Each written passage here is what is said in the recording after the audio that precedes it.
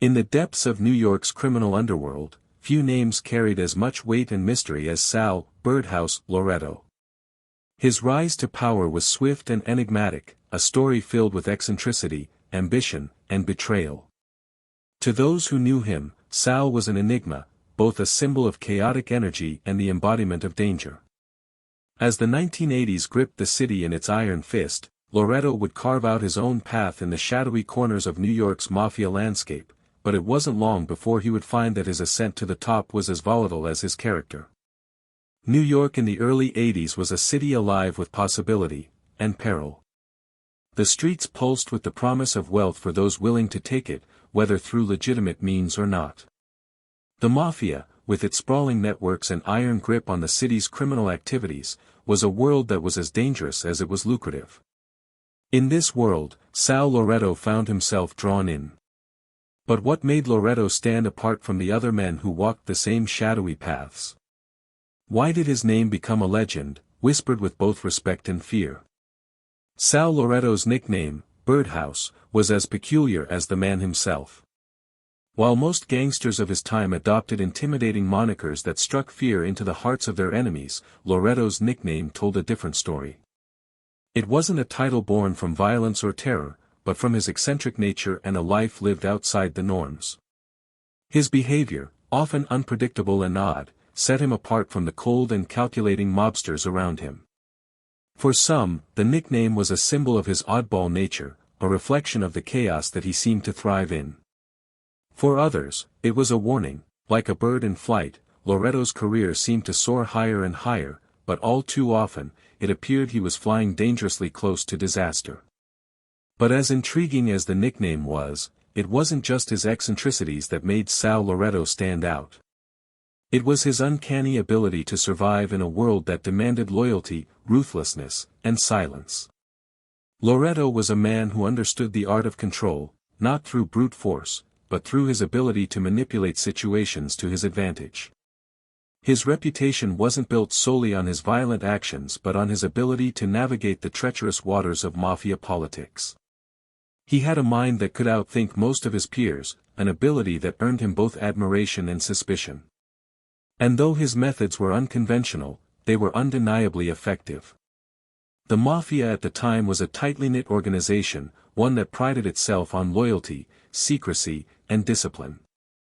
The men who led the families were known for their cunning, their ability to outsmart law enforcement, and their iron-fisted control over every aspect of the city's criminal activities.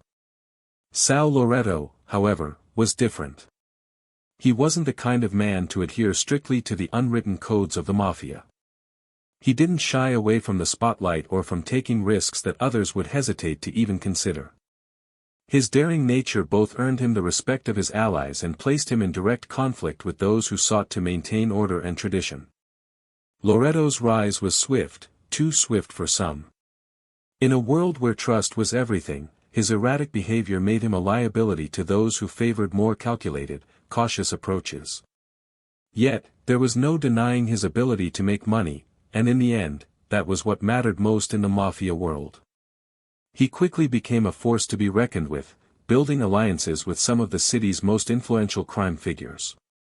But as with most men who rise quickly in such a brutal world, Sal Loretto's ascent would come with its own set of dangers, dangerous enemies, both within and outside his circle, who were just as ambitious, just as ruthless, and perhaps just as eccentric. But it wasn't just his fellow mobsters that Sal had to watch out for. The law was always breathing down the neck of every criminal in New York, and Loretto was no exception.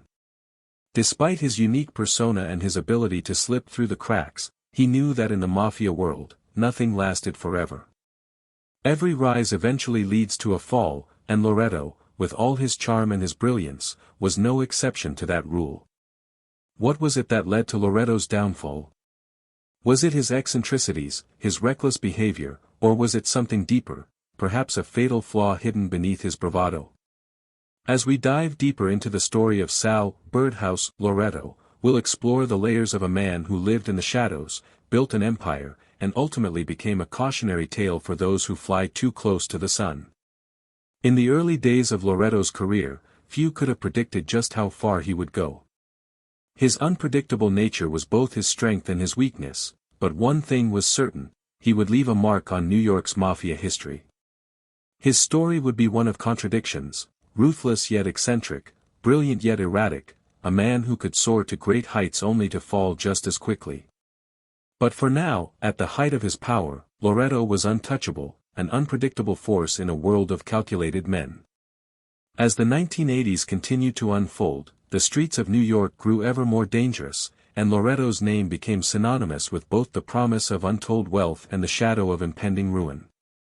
In the next chapters, we will explore his rise, his alliances, his betrayals, and the moment when his flight began to falter, but for now, the legend of Birdhouse remains intact, a name whispered in awe and fear by those who knew him, and even more so by those who never saw it coming.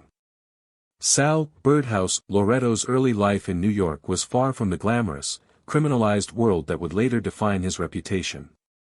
Born into a family that struggled with its own battles, he was raised amidst the noise and grime of Brooklyn's bustling streets, far removed from the lavish lives of the mafia bosses who would one day come to know his name. The New York of the 1940s and 1950s was a city of constant hustle, a place where survival was a game played by the rules of the streets, and the city's pulse was always loud, restless, and unforgiving. Yet, for Sal, it wasn't just about survival, it was about finding a way out. As a child, Loretto was an observer more than a participant. He spent his early years watching the world around him with the quiet intensity that would later define his criminal career. His family, struggling to make ends meet, often moved from neighborhood to neighborhood, never quite able to escape the grasp of poverty. But despite the hardships, Loretto's early years were marked by a certain curiosity and determination. He had the sense that something greater awaited him, a feeling that would only grow as he grew older, the streets of Brooklyn offering an endless supply of temptations and possibilities. Brooklyn, at the time, was a patchwork of different communities, each with its own unique blend of cultures and traditions. The Jewish, Italian, and Irish immigrants who populated the borough had all made their mark in one way or another. But in the underbelly of Brooklyn, there was another force at work, a shadowy underworld filled with men who would become Loretto's future mentors and enemies. The mafia, with its promises of power and wealth, called to him even as a young man. It wasn't long before he found himself drawn to this world, not with the intensity of someone looking for a way to fit in, but with a hunger that would consume him, a hunger to rise above, to escape the ordinary, and to seize control of his own destiny. It was in these early years, as a teenager, that Loretto began to take his first steps into the world of organized crime. Like many others before him, he started with small-time hustles, running errands for local tough guys, stealing from local stores, and participating in petty crimes that, at the time, seemed like nothing more than a way to make a few quick bucks. But for Sal, it was always about something more. He wasn't content with being just another street kid. His ambitions stretched far beyond the everyday thefts of his peers. There was a hunger inside him, a desire to claim power and wealth in ways that others only dreamed about. By his late teens, Loretto's reputation as a street-smart kid who wasn't afraid to get his hands dirty had caught the attention of the older mobsters in the area. They saw something in him, a certain charisma, a certain spark, that made him stand out from the rest. He wasn't just a product of his environment, he had something more, something that set him apart from the other boys trying to prove themselves. His mind was sharp, his instincts were honed, and, above all, he had an air of confidence that made him seem older than he really was. In the world of organized crime, that was a dangerous combination. Despite his natural talents, Sal's early career in crime was far from smooth. Like most young men who chose the path of the mafia, Loretto quickly learned that the world he was entering was filled with as much risk as it was reward. The streets were unforgiving, and betrayal was as common as loyalty. Yet, Sal's ability to make connections and his growing reputation for being both reliable and ruthless allowed him to slowly but surely climb the ranks. He became known not just for his toughness but for his ability to think on his feet, an ability that would serve him well as he navigated the complicated world of mafia politics. But it wasn't just his sharp mind and street smarts that allowed him to advance. Loretto had a quality that was both unsettling and fascinating to those around him, an eccentricity that made him unpredictable, but also made him stand out. He was a man who didn't fit into the traditional mold of a mafia boss. While most of his peers were calculating, cold, and disciplined, Sal was a wild card, often making decisions that were as bizarre as they were bold. His behavior ranged from erratic outbursts to strange, almost childlike habits that baffled those around him. But what they couldn't deny was his ability to get things done. By his early 20s, Loretto had established a reputation as someone who could be counted on when things needed to be handled quickly or violently. He had gained the trust of his fellow mobsters, and his name began to spread through the underworld like wildfire. His reputation was not built on grandiose acts of violence, but rather on his ability to think creatively, to surprise both his allies and enemies alike. He wasn't the kind of guy to use brute force to get his way. Instead, he relied on cunning, charm, and his ability to see opportunities where others saw obstacles. But as Sal's influence grew, so did the risks. The mafia world was always in flux, with alliances constantly shifting, new players entering the scene, and old players being taken down. Sal understood this better than most. He knew that in order to rise in the ranks, he would need to do more than just survive, he would need to thrive in the chaos. And thrive he did. His rise was marked by a string of successful operations, from extortion to smuggling, that earned him both respect and fear. Yet, despite his success, Sal never quite felt at home in the mafia world. There was something about the rigid structure of the organization that seemed to stifle him. He was a man of instinct, a man driven by his own whims and desires, and the cold, calculating nature of the mafia hierarchy often felt constricting. Still, it didn't stop him. Loretto had his sights set on something greater, something bigger than just being another cog in the criminal machine. He wanted to be a force of nature in his own right. But the higher he climbed, the more isolated he became. The very traits that made him unique were the same traits that would eventually sow the seeds of his downfall. His eccentricities, which had once been his charm, began to alienate those around him. His unpredictable nature made it difficult for his allies to trust him, and as his power grew, so did his paranoia. Sal Loretto's early life in Brooklyn, however difficult or humble, laid the foundation for everything that would follow. His experiences in those formative years shaped him into the man who would rise to infamy in New York's underworld. It was in the shadows of those streets that he learned the art of survival, and it was there that he began to dream of a future where he would be more than just another face in the crowd. A future where he would become a name that people would either fear or admire, but never forget. As Sal Loretto's teenage years turned into his 20s, he found himself more deeply enmeshed in the world of organized crime. His reputation was growing, and with it, so were the stakes. No longer just a small-time hustler or errand boy, Sal was starting to make his name in the underworld. He wasn't yet a boss, but he had become someone who could make things happen, quickly, efficiently, and without drawing too much attention. His rise through the ranks was rapid, but it wasn't without its challenges. Every step forward felt like a balancing act, where trust was as precious as gold, and betrayal was always lurking just around the corner. The world Sal was entering was one of carefully constructed alliances and treacherous rivalries. It was a world where loyalty was bought and sold, and where one wrong move could cost you everything. At this stage in his career, Loretto had already earned the respect of some of the more powerful figures in New York's criminal circles. But respect in the mafia wasn't given freely. It had to be earned, and it had to be maintained. The moment you started to slip, the moment you became weak, was the moment you were vulnerable to attack. And Sal, for all his cunning and street smarts, had to constantly prove he was worthy of the position he was fighting for. For the young Loretto, proving himself meant diving headfirst into the dangerous, unpredictable world of mafia business. Extortion, smuggling, illegal gambling, these were just a few of the avenues that had opened up to him. But despite the variety of opportunities, Sal wasn't interested in just any crime. He had an innate understanding that success in the criminal world wasn't just about participating, it was about controlling the game. He wasn't just looking to make a quick buck. He was planning something bigger, something more permanent. He wanted power. One of his early operations, and one that would set the tone for much of his later career, involved running a small yet profitable extortion racket in Brooklyn. At first glance, it was a straightforward operation: collect protection money from local businesses, and in return, keep the neighborhood safe from other criminals. But Sal wasn't content to simply play by the rules that had already been established. Instead, he began to expand his influence, extending his reach into areas that no one expected him to go. He wasn't just protecting businesses, he was taking control of entire blocks, entire neighborhoods. His presence became a shadow that loomed over the streets, and as his reach grew, so did his reputation. However, his rise wasn't without its problems.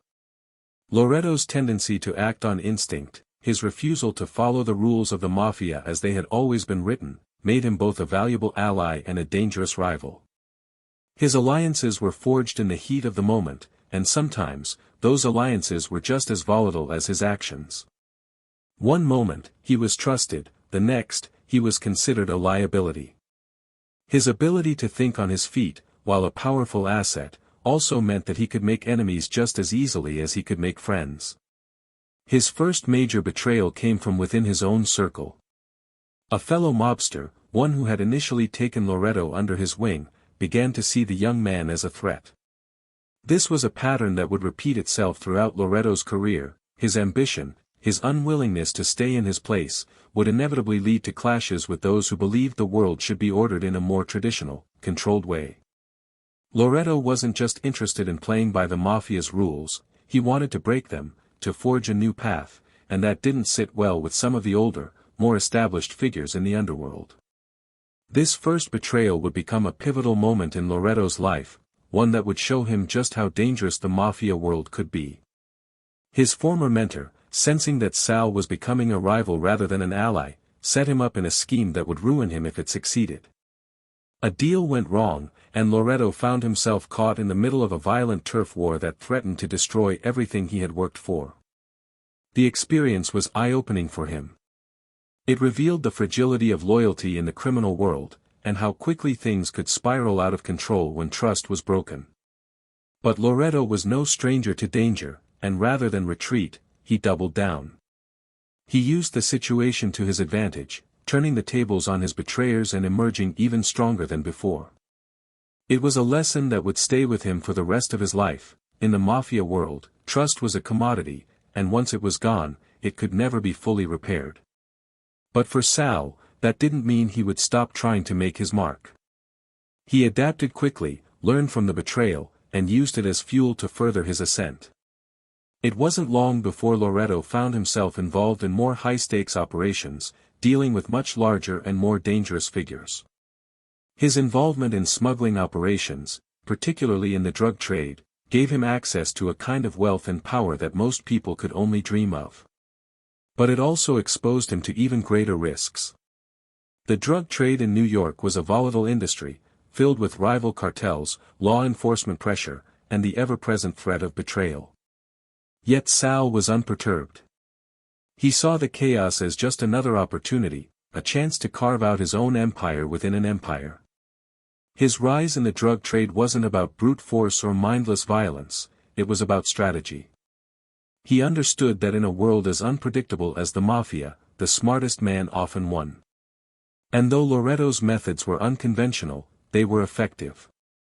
He brokered deals with other mafia families, always looking for ways to expand his territory while avoiding unnecessary bloodshed. It was this ability to think ahead, to look past the immediate moment and plan for the future, that set him apart from many of his peers. Still, despite his growing success, Loretto remained a figure of contradictions. His eccentricity, which had once been a source of fascination, now became a liability. His unpredictable behavior and disregard for tradition alienated some of the more conservative members of the mafia. But Sal didn't mind. He didn't want to be just another cog in the criminal machine, he wanted to be its leader. And with each move he made, each deal he closed, he was one step closer to achieving that goal. As Loretto's influence grew, so did the threats against him. The more powerful he became, the more enemies he accumulated. The mob world was unforgiving, and there was always someone lurking in the shadows, waiting for the right moment to strike. But for Sal Loretto, that was just part of the game. As he would learn time and time again, survival in this world was all about staying one step ahead. And for now, he was winning. As Sal Loretto's influence continued to expand, so too did the tension surrounding him. By now, he had established himself as a significant player in the criminal world of New York, but the higher he climbed, the more fragile his position became. The mafia world, notorious for its shifting allegiances and deadly rivalries, was starting to show its darker side. With his rising power came the constant need to manage both friends and enemies, and the stakes had never been higher. Every deal he made, every move he took, was scrutinized by those who sought to either bring him into their fold or, more likely, eliminate him.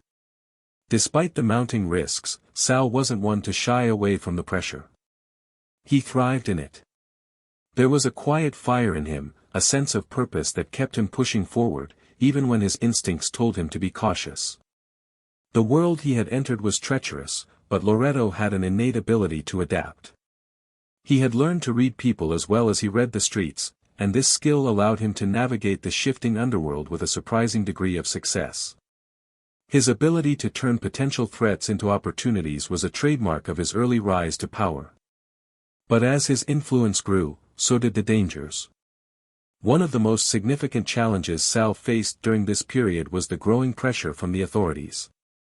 Law enforcement had always been a shadow over the mafia, but in the early 1980s, they were becoming more aggressive in their attempts to dismantle organized crime. Federal investigations were intensifying, and high-profile busts were making headlines. The very nature of the mafia made it difficult for the police to break through its layers of secrecy and protection, but that didn't stop them from trying. For a man like Loretto, who had already skirted the law on more than one occasion, this constant risk of exposure was a heavy burden. Yet, he seemed almost immune to the pressure, at least outwardly. His ability to remain calm under fire was becoming legendary. In this climate, Sal also faced challenges within the very mafia families he was trying to rise within. His unconventional style had made him a unique force in the underworld, but it also made him a target for those who believed in traditional mafia codes. Men like him, ambitious and unpredictable, were seen as threats by the more established figures who valued loyalty and discipline above all else. While Loretto had no shortage of allies, the older members of the crime families viewed him with suspicion. They were used to the old ways, methods that relied on silence, strategy, and the careful use of force. Sal, however, operated with a kind of chaotic brilliance that made many of them uneasy. His willingness to challenge the status quo often led to open conflicts with some of the more conservative mob bosses. But the real danger wasn't just coming from the law or rival families, it was coming from within his own organization. The more Loretto rose, the more he had to deal with ambitious men who saw him as a stepping stone to greater power, or worse, a threat to their own position. In this world, no one was truly safe, not even those who held the reins of power. Even his most trusted associates had their own agendas, and as the pressure mounted, so did the number of people plotting behind his back. It was during this time that Sal began to feel the weight of his own ambitions. The relentless pursuit of power had begun to consume him in ways that were both exhilarating and terrifying. Every victory brought new responsibilities, new challenges, and an ever-growing list of enemies. But Loretto was nothing if not resilient. He had learned to thrive in chaos, and it seemed that nothing could stop his rise.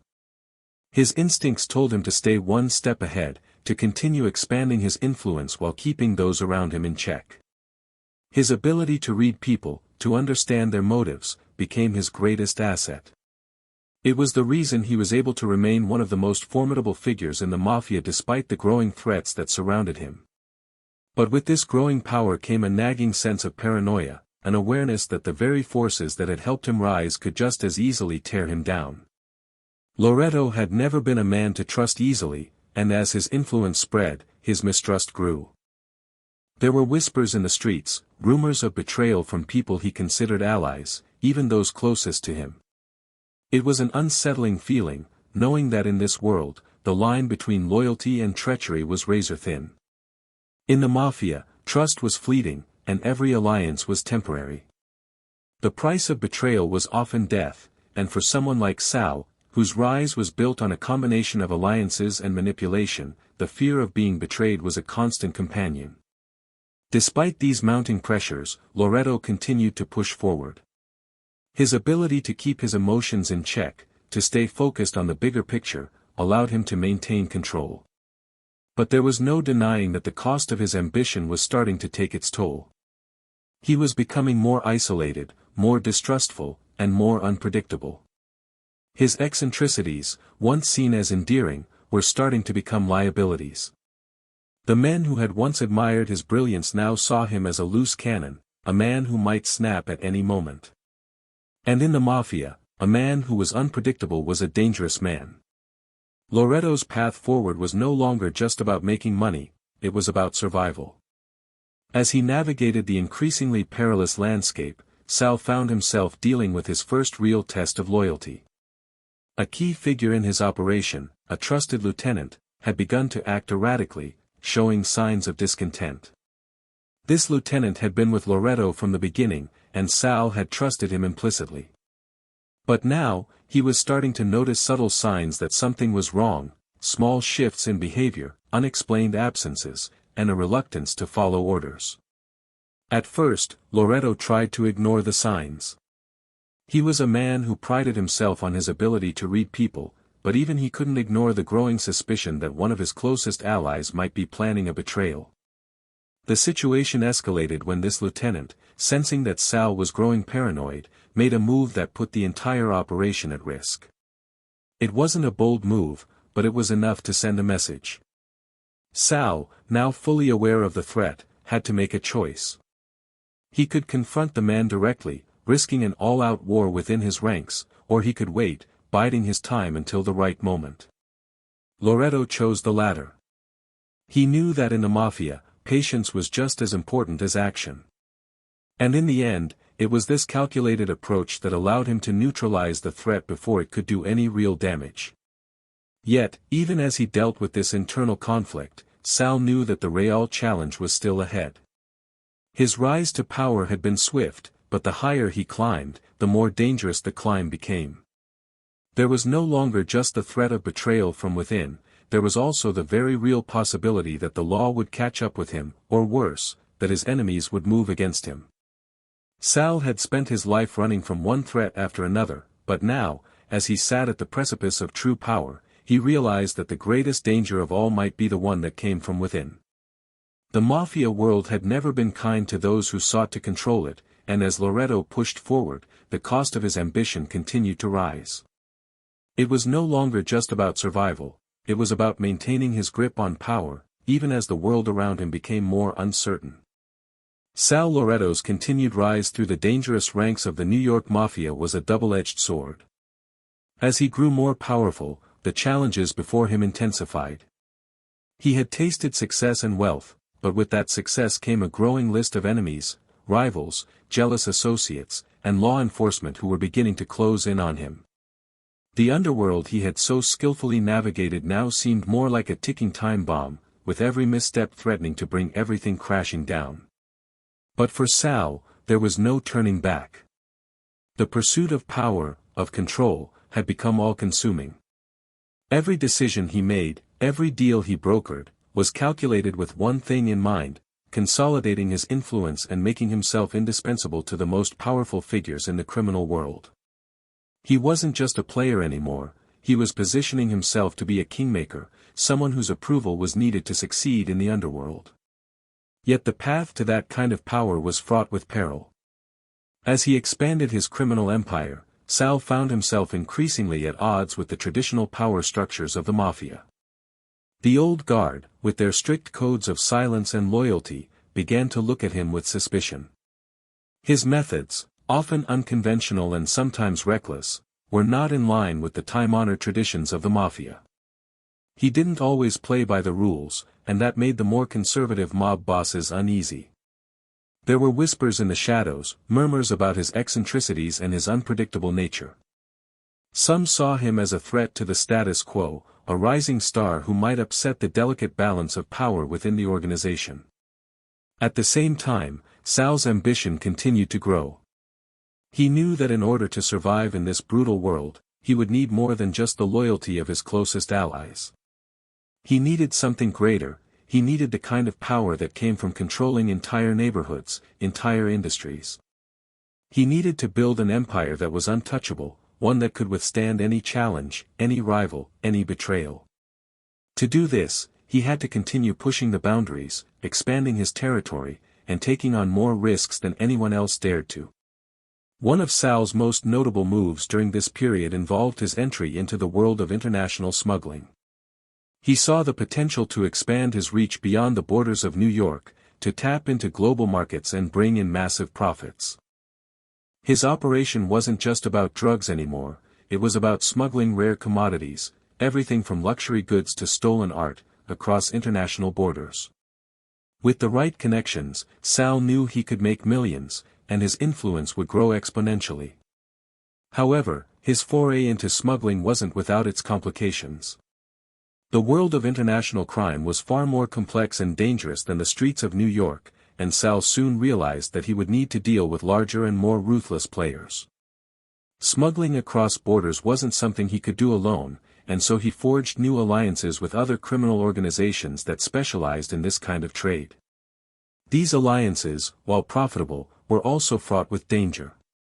Sal had to constantly walk a fine line, balancing his relationships with these new partners while keeping his own ambitions in check.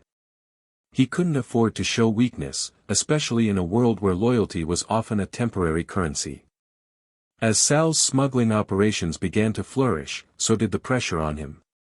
His rivals, sensing the immense profits to be made, started to make their own moves. Some sought to take a cut of Sal's operation, while others tried to infiltrate his ranks and sabotage his efforts. But Sal, ever the strategist, was always 2 steps ahead. His ability to predict the moves of his enemies was one of the things that made him such a formidable opponent. He understood the underworld in a way that few others did. He knew how to play the game, how to manipulate people, and how to ensure that, no matter what, he always came out on top. Still, as his empire grew, so did his paranoia. The fear of betrayal, of being undermined by those he trusted, became all-consuming. He had learned early on in his career that the mafia world was one where trust was fleeting and where loyalty could be bought and sold. No matter how many allies he had, no matter how many deals he closed, there was always the nagging fear that someone would turn on him, that someone would see him as a threat and make a move against him. It was during this period of expansion that Sal's eccentricities began to take on a darker tone. His behavior, once seen as part of his charm, started to alienate even his closest associates. His disregard for traditional mafia protocols, his refusal to conform to the expected norms of mafia leadership, began to create divisions within his inner circle. The men who had once respected him for his unconventional approach now saw him as unpredictable, volatile. In a world where stability was valued above all else, Sal's unpredictability became a liability. And then, in a moment that would change everything, the very thing Sal feared most happened: betrayal. It wasn't a grand, dramatic move from a rival, it came from within his own organization, from someone he had trusted deeply. The betrayal was subtle at first, a series of small missteps that went unnoticed. But soon, it became clear that one of his closest lieutenants had been leaking information to Sal's enemies. This lieutenant had grown dissatisfied with Sal's leadership, with his refusal to adhere to the old mafia codes, and had begun to work behind the scenes to undermine him. At first, Sal didn't know how to react. His mind raced as he tried to piece together the details. He had always been good at reading people, but this betrayal was different. It wasn't just a matter of business, it was personal. The man he had trusted had betrayed him, and Sal knew that there would be no going back. In the mafia world, betrayal was the ultimate sin, and it was met with swift and brutal retribution. Sal's response to the betrayal was swift and calculated. He knew that if he didn't act quickly, the damage could spread throughout his entire organization. He gathered his most trusted allies and began to make plans to neutralize the traitor before the situation escalated further. He didn't make the mistake of underestimating the danger. This wasn't just a betrayal, it was a direct challenge to his authority, and it needed to be dealt with decisively. In the end, Sal's handling of the betrayal was a testament to his cunning and ruthlessness. He had learned, over the years, that in the mafia world, you couldn't afford to show weakness. He made sure that the consequences for the traitor were swift and irreversible, sending a clear message to everyone in his organization: betrayal would not be tolerated. It was a lesson that would stick with him for the rest of his life. Trust, once broken, could never be fully repaired. As Sal recovered from this setback, he found himself at a crossroads. The empire he had built was growing, but so were the threats that surrounded him. He had survived many challenges in his rise to power, but the coming years would test him in ways he could never have imagined. The more successful he became, the more he realized that survival wasn't just about outsmarting his enemies, it was about outlasting them. And as the pressure mounted, Sal would have to decide how far he was willing to go to secure his place at the top of the criminal world. As Sal Loretto's empire continued to expand, so did the complexity of the web he had spun. What had started as a series of calculated moves on the streets of New York had grown into something far more intricate and far-reaching. With his smuggling network, his influence in various criminal activities, and his growing political connections, Sal had become a force to be reckoned with, both in the criminal underworld and beyond. But the more he gained, the more he stood to lose. Every new alliance he forged, every new deal he brokered, brought with it new risks, new adversaries, and a deeper descent into the darkness of the life he had chosen. While his operation was thriving, the consequences of his ambition were beginning to take their toll. The mafia world was notorious for its ruthlessness, and even the smallest misstep could lead to catastrophic results. Sal was no stranger to danger, but the weight of his growing empire was starting to press down on him in ways he hadn't anticipated. The pressure was constant, the need to maintain control, to keep the peace among his increasingly restless allies, and to outwit his enemies. The more powerful he became, the more isolated he felt, and the more paranoid he became of those around him. In the mafia, you could trust no one, and Sal was starting to internalize this harsh reality. One of the most significant challenges Sal faced during this time was the growing tension with the authorities. Law enforcement had always been a threat to the mafia, but in the 1980s, their efforts had become more aggressive and sophisticated. The FBI had ramped up its efforts to take down organized crime, and the legal system was starting to get better at targeting the mafia's financial infrastructure. It wasn't just about street-level busts anymore, they were going after the heart of the operation: money laundering, racketeering, and organized fraud. Sal was aware of these efforts, and while he had always been good at keeping a low profile, the noose was slowly tightening around him. In this climate, Sal knew that he had to make strategic decisions to protect himself and his operation. He couldn't afford to draw attention to himself, but at the same time, he had to continue expanding his reach. One of the ways he did this was by investing heavily in legitimate businesses. By diversifying his portfolio, he could launder money through legitimate channels and create a buffer against law enforcement. But the danger of getting too entangled in legitimate business was that it made him more visible, more exposed. He could no longer operate entirely in the shadows, his name and his activities were beginning to draw the attention of the public. But despite these growing risks, Sal continued to push forward. He wasn't a man to retreat, he was a man who adapted. To further strengthen his position, Sal began to leverage his political connections. He had always understood the value of relationships with those in power, whether they were city officials, law enforcement, or even influential businessmen. Through these connections, he gained access to information, protection, and opportunities that others in the mafia could only dream of. But it wasn't just about exchanging favors, it was about building a network of people who owed him something. In the world of organized crime, power wasn't just about muscle or money, it was about influence. And Sal had become a master at cultivating that influence, using his connections to shield himself from both legal and criminal threats. However, this strategy wasn't without its drawbacks. The more political capital he accumulated, the more he became entangled in the complex web of corruption and greed that existed at the highest levels of society. His relationships with politicians and business leaders were not as clean as they seemed. He was involved in backroom deals, illegal contracts, and shady financial schemes that pushed him deeper into the gray areas of the law. At times, it felt as though the more he expanded, the more he was at the mercy of those who controlled the levers of power. He had no choice but to play the game, but the more he did, the more he risked losing his grip on the very thing he had fought so hard to build, his independence. The turning point came when Sal's smuggling empire came under attack. His operation had been running smoothly for years, but suddenly, rival gangs began to make aggressive moves against him.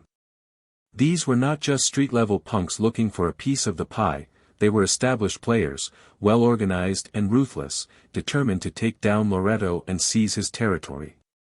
The rise of these rivals was a direct challenge to Sal's authority, and he knew he couldn't afford to let them gain ground. It wasn't just about business, it was about survival. Sal responded to the threat with the same cold calculation he had applied to every challenge he had faced. He began to tighten his grip on his organization, purging anyone who might be working with his rivals or showing signs of disloyalty. Paranoia, once a subtle undercurrent of his personality, became an all-consuming force. He set traps for his enemies, feeding them false information, and using their own greed and ambition against them. His ability to manipulate situations, to turn his rivals' strengths into weaknesses, became one of his most powerful tools. But despite his efforts, the pressure was mounting. The rival gangs, sensing that Sal was becoming increasingly vulnerable, began to push harder.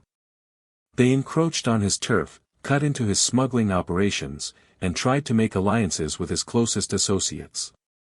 Sal was forced to make decisions he had never wanted to make, to resort to violence on a scale he had never before considered. The bloodshed that followed was swift and brutal, leaving a trail of bodies in its wake. Sal knew that the consequences of these actions would be far-reaching, but there was no other choice. The war for dominance in the underworld had begun, and there would be no room for mercy. As the violence escalated, Sal's paranoia only deepened.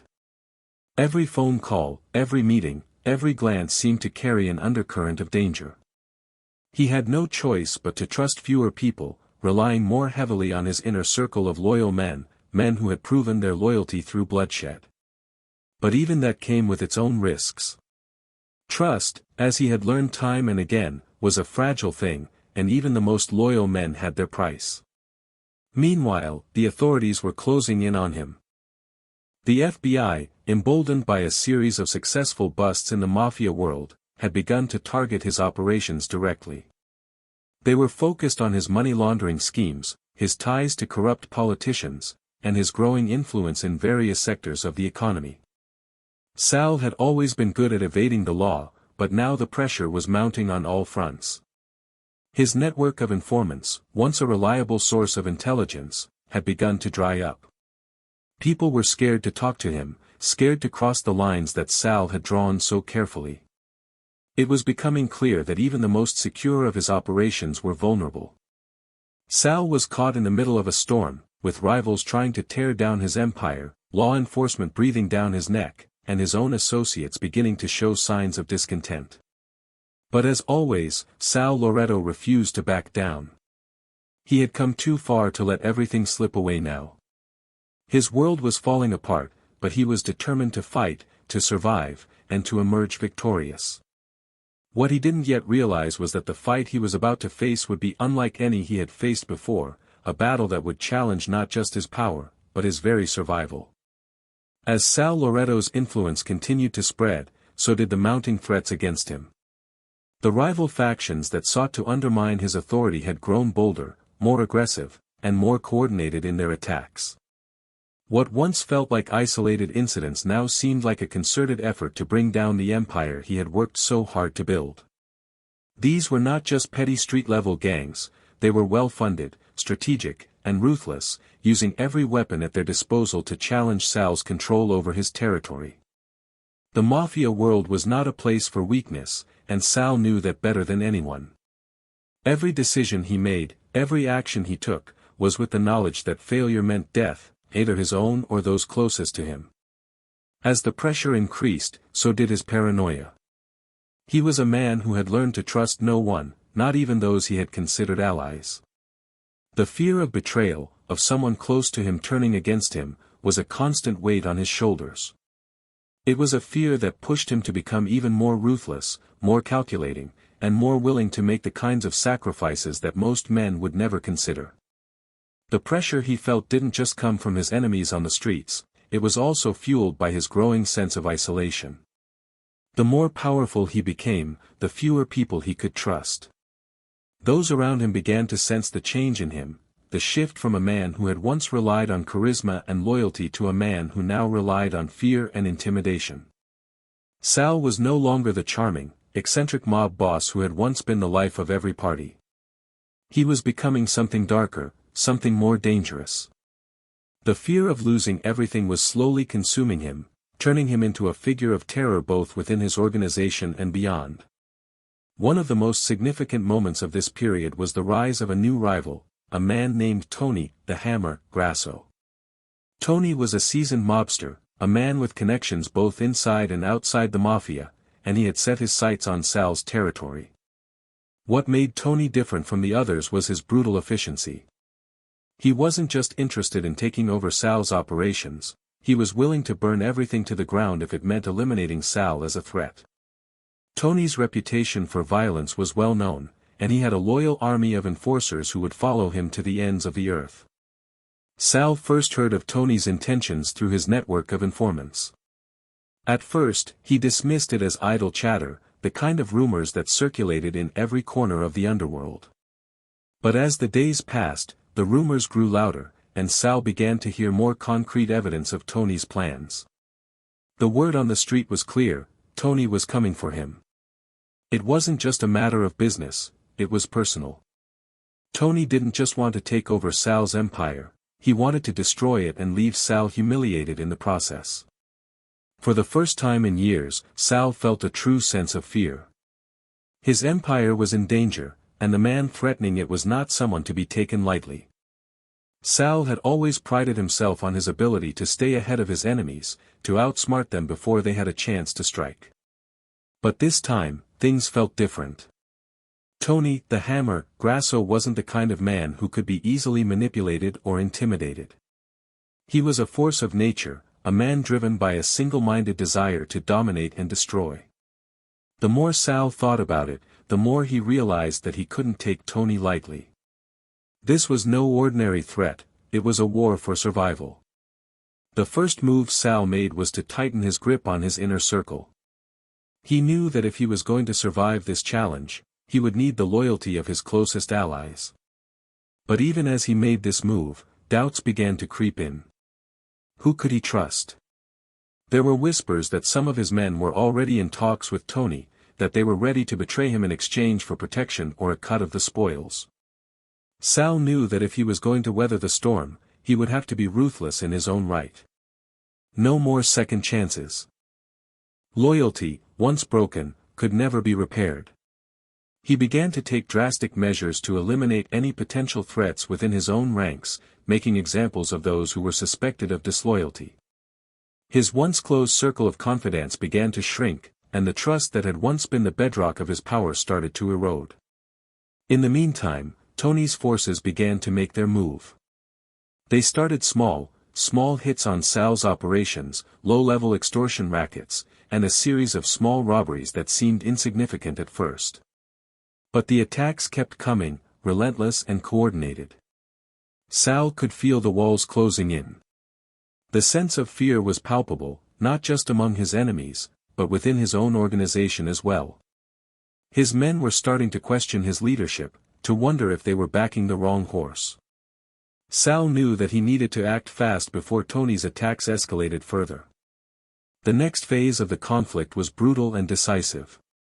Sal knew that he had to strike back, and he did so with the full force of his power. Using his extensive network of contacts and loyal soldiers, he launched a series of retaliatory attacks on Tony's operations. But unlike the subtle, calculated moves he had made in the past, these attacks were loud and violent. Sal wanted to send a message to Tony: he wasn't going to go down without a fight. He wasn't going to let anyone, especially not Tony, the Hammer, Grasso, destroy everything he had built. The violence that followed was swift and savage. In the span of just a few weeks, a war for control of New York streets erupted. The once dominant peace that had existed under Sal's reign was shattered, replaced by a brutal and bloody conflict that left both sides reeling. Sal's men fought back with everything they had, but the cost was high. Bodies began to pile up, both on his side and Tony's. The tension in the streets was palpable, and the entire city seemed to hold its breath as the two sides prepared for their final confrontation. Despite the chaos, Sal remained calm, methodical, and focused. He understood the stakes. He knew that this battle wasn't just about territory, it was about survival. In the mafia world, there were only two kinds of people: the ones who held the power, and the ones who were eliminated. As the conflict continued, Sal realized that this was more than just a fight for dominance, it was a test of his very character, his ability to endure and adapt to the changing tides of the criminal world. But Tony Grasso wasn't the only threat on the horizon. As Sal's empire continued to bleed from the war, the authorities were getting closer to closing in on him. The FBI had begun to focus more resources on his operation, and his money laundering schemes were becoming increasingly vulnerable to investigation. The walls were closing in on every side, and the pressure was mounting. Sal had built his empire on the belief that he was untouchable, but now, he could feel the cracks beginning to form. In the face of all this pressure, Sal knew that he had to make a choice. Would he continue fighting to hold on to his empire, or would he step away before it all came crashing down? But in the world he had chosen, there was no such thing as walking away. The war between Sal Loretto and Tony, the Hammer, Grasso had reached a fever pitch. It had become clear that there would be no easy resolution. This was a battle that could only end with one man standing. Sal had thrown everything into the fight, deploying his most trusted soldiers and allies, utilizing every tactic at his disposal. But despite his efforts, Tony's forces seemed to have an inexhaustible supply of manpower and resources. The tide of the conflict was turning against Sal. His smuggling routes were compromised, his businesses under attack, and the streets once under his control were now slipping away. Sal had always believed in the power of careful strategy, of calculated moves that would outwit his enemies. But this was different. The nature of the war with Tony was chaotic, unpredictable, and driven by sheer brutality. It was a street fight, not a chess match, and it was wearing Sal down. The violence escalated, with both sides resorting to acts of terror to strike fear into the other. Bombings, shootings, and brutal beatings became a regular occurrence. Sal had seen bloodshed before, but the unrelenting nature of this conflict began to take its toll. He had always prided himself on his ability to control the chaos, to bend situations to his will, but now the violence seemed to spiral out of control, and there was no way to put the genie back in the bottle.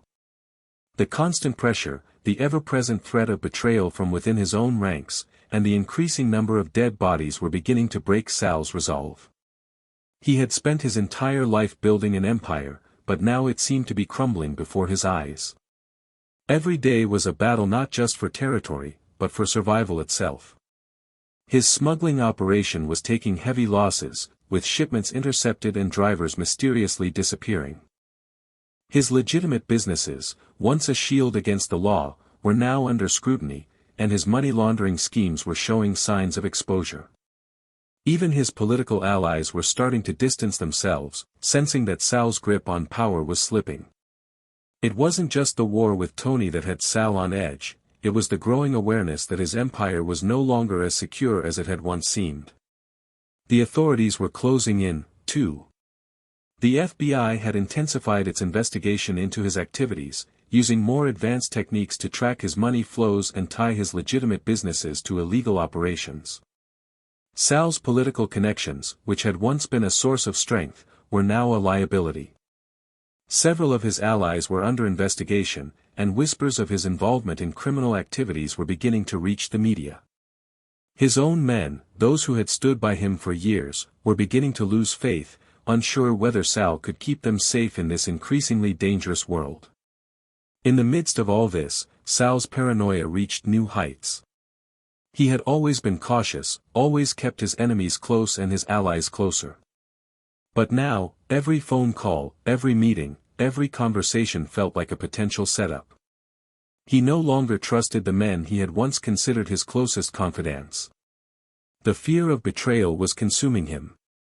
He began to see enemies in every shadow, every glance, and it wasn't long before his once loyal soldiers began to feel the weight of his suspicion. Sal had become a man of cold calculation, but even his sharp mind could no longer cut through the fog of doubt and fear that clouded his judgment. The turning point came when one of Sal's most trusted lieutenants, a man named Joey, the Wrench, Mancini, was found dead. The circumstances of Joey's death were mysterious. His body was discovered in a dumpster on the outskirts of the city, his hands bound and a single bullet in his head. It didn't take long for rumors to spread that Joey had been working with Tony Grasso, that he had turned on Sal in exchange for a share of the spoils. The loss of Joey, someone who had been with Sal from the very beginning, hit him harder than he had expected. It wasn't just the loss of a man, it was the loss of trust, the loss of a piece of the empire he had spent decades building. The death of Joey, the Wrench, was the catalyst that set Sal on a path from which there was no return. His paranoia grew even more intense, and he began to see traitors everywhere. He started questioning the loyalty of everyone around him, from his top lieutenants to the men who had served him on the streets. The once cohesive organization began to fracture. Some of his men, disillusioned by the constant violence and chaos, started to drift away. Others, eager to gain favor with Tony Grasso, defected, leaving Sal more vulnerable than ever before. In response to the growing threat of disloyalty, Sal began to make even more drastic moves. He set up elaborate traps to test the loyalty of his men, feeding them false information and watching closely to see who would betray him. He staged a series of fake meetings and planted rumors to see who would leak the information to his enemies. Anyone who showed signs of disloyalty was eliminated swiftly and without mercy. Sal became a man who no longer tolerated weakness or indecision. He had always been willing to get his hands dirty, but now, with his back against the wall, he was willing to go to any length to protect his empire. In the process, he alienated more of his own men, driving them to fear him even more than his enemies did. But as much as Sal tried to tighten his grip, the world around him continued to slip away. His smuggling routes were now almost completely compromised, and the few shipments that managed to make it through were often intercepted by Tony's men. His legitimate businesses, once a valuable tool for laundering money, were now under constant surveillance by the authorities. The pressure from law enforcement was relentless, and even his political connections couldn't shield him from the growing storm. Sal had built his empire on a foundation of fear and loyalty, but now both of those were beginning to crumble. Sal's desperate need for control began to manifest in increasingly erratic behavior. He would spend long hours locked in his office, surrounded by maps and documents, trying to chart out his next move. But even he knew that the situation was beyond repair. His empire was falling apart, and he was helpless to stop it. The streets of New York, once his domain, had become a battleground, and he was no longer the undisputed king. The war with Tony Grasso had shattered his world, and as the months dragged on, it became increasingly clear that there would be no winners in this conflict, only survivors. As Sal continued to fight for his life and his empire, he began to realize that the greatest threat to him wasn't just Tony Grasso or the law, it was himself. His paranoia, his fear, and his desperation were clouding his judgment, turning him into a man he barely recognized. He had started this journey as a man of ambition, someone who wanted to carve out a place for himself in the world, but now he was a prisoner of his own success. The very empire he had fought to build was now his cage, and he was trapped in a vicious cycle of violence, betrayal, and paranoia. The once great Sal Loretto was becoming a shadow of his former self, and it seemed as though there was no way out. Sal Loretto's grip on the streets of New York, once firm and unyielding, was beginning to slip. The violent war with Tony Grasso had taken its toll on him, both physically and mentally. What had once been a thriving empire of legitimate businesses and illegal operations now seemed like a fragile house of cards, constantly on the verge of collapse. Sal had always prided himself on being a step ahead of his enemies, on knowing the streets better than anyone. But now, it seemed that every corner he turned, every decision he made, only led to more danger, more loss, and deeper paranoia. The walls were closing in, and Sal could feel the weight of the world pressing down on him. The authorities, who had once been a background concern, were now front and center in Sal's life. The FBI had intensified their efforts to bring him down. They were no longer just watching from the sidelines, they were actively trying to piece together his criminal network, using wiretaps, undercover agents, and even informants from within his own ranks. Sal had always been careful, always managed to stay just out of the reach of the law. But now, it seemed that no matter what he did, they were getting closer. His money laundering operations, which had once been a reliable means of keeping his empire afloat, were beginning to unravel. The laundering networks were being traced, the cash flows detected, and the carefully constructed layers of protection he had built around himself were slowly dissolving. As the heat from law enforcement increased, so did the pressure from within his own organization.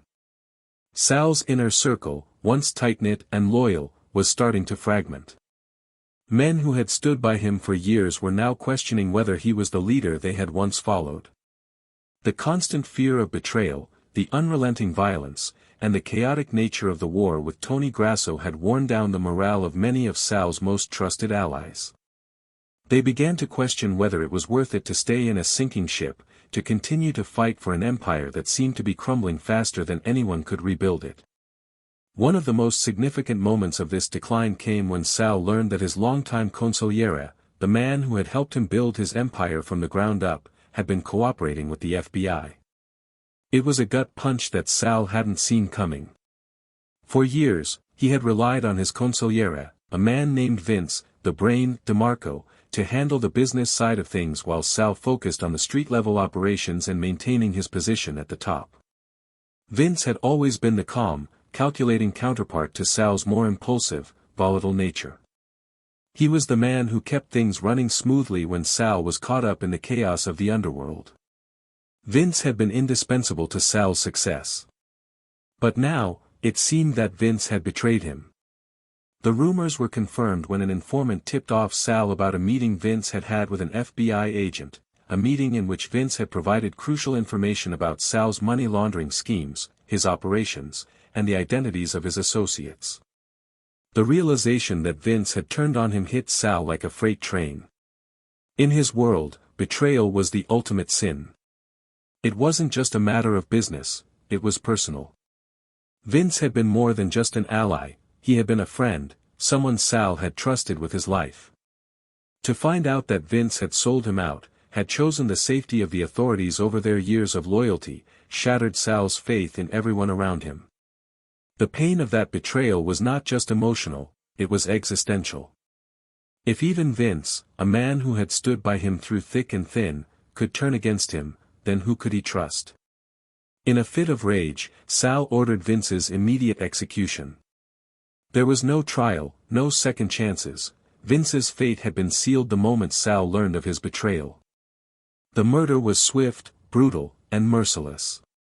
Sal had always believed that loyalty was the most important currency in his world, and he was willing to pay whatever price was necessary to maintain it.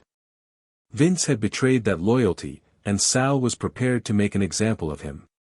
The execution was carried out in the most public manner possible, sending a message to anyone who might consider crossing Sal Loretto.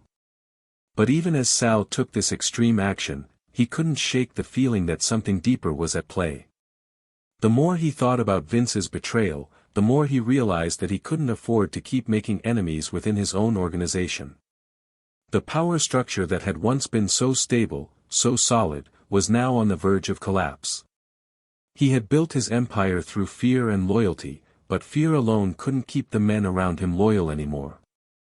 Something had changed in the streets, in the hearts and minds of the people who had once been his most trusted soldiers. As the war with Tony Grasso continued, Sal's paranoia deepened. He became increasingly obsessed with the idea that the authorities were closing in on him. The slightest hint of a surveillance van, the faintest suspicion of a wiretap, would send him into a frenzy. He began to distrust everyone, his most trusted men, his loyal soldiers, and even the people in his legitimate businesses. No one was safe. He believed that every conversation was being overheard, every move was being watched. The walls of his paranoia were slowly closing in on him, and with each passing day, Sal felt more and more isolated. At the same time, the war with Tony Grasso was escalating into a full-blown bloodbath. The streets of New York were no longer just the domain of the mafia, they had become a battleground, where every corner, every alley, every building was a potential point of conflict. The violence had become relentless, and the toll it took on both sides was staggering. Bodies piled up on both sides, and the people who had once been part of Sal's empire began to desert him. Men who had fought by his side for years now found themselves caught in the middle of a war they no longer believed in. Many began to wonder if the price of loyalty was worth the cost of their lives. As Sal's empire crumbled, he was faced with an impossible decision: fight to the bitter end and risk losing everything, or surrender and face the consequences of his actions. But surrender was not an option. For Sal Loretto, giving up meant losing everything he had worked so hard to achieve: his power, his wealth, and his place in the criminal underworld. To lose that would be to lose himself. And so, he fought on. Even though the battle seemed unwinnable, even though the odds were stacked against him, Sal clung to the belief that he could still turn the tide. It was a belief that would drive him to make decisions that would further isolate him from the world, decisions that would ultimately seal his fate. The authorities, meanwhile, continued to tighten the noose around him. As the investigation into his operations intensified, Sal found himself running out of options. The world he had built was falling apart, and there was nothing he could do to stop it. The walls that had once protected him were now closing in, and he knew that time was running out. The inevitable collapse of his empire was no longer a matter of if, it was a matter of when. The noose around Sal Loretto's neck tightened with each passing day. The FBI's investigation had escalated, and the pressure from law enforcement was relentless. It had always been a matter of time before the authorities caught on to his operations, but now, it was no longer a matter of avoiding capture, it was about survival. Every move he made, every phone call he placed, every transaction he conducted was being watched.